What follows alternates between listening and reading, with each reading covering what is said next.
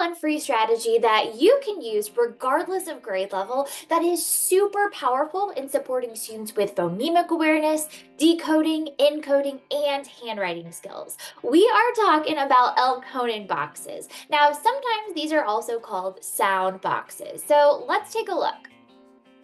So first, let's talk about the procedure because language is really, really important. So a procedure might look something like this before or whenever you're using Elkonin boxes. So as a teacher, you would say, okay, look and listen. And this is whenever we're working on decoding and encoding words. Look and listen. The word is ship. Repeat. Students would repeat ship.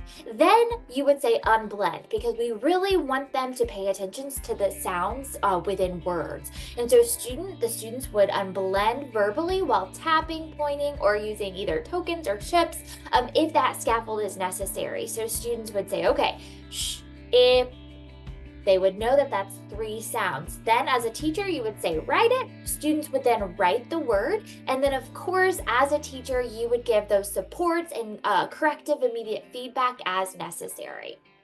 So this is what Elkonin boxes might look like.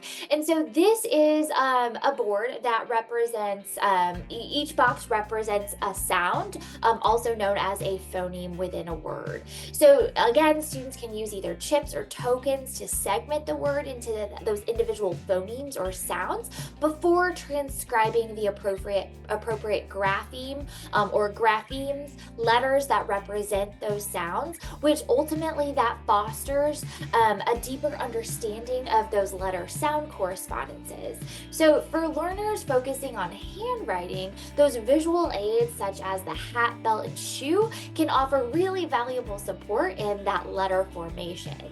Now we know for some of our learners, those supports aren't going to be necessary, so you could also use a board that looks like this without those supports. Now going back, here is what a board might look like whenever it is filled out. So if our word is ship, we know that the sh sound is represented by 1 sound, right? But we know it's represented by 2 letters, so the SH would go in that 1 sound box or 1 Elkonin box.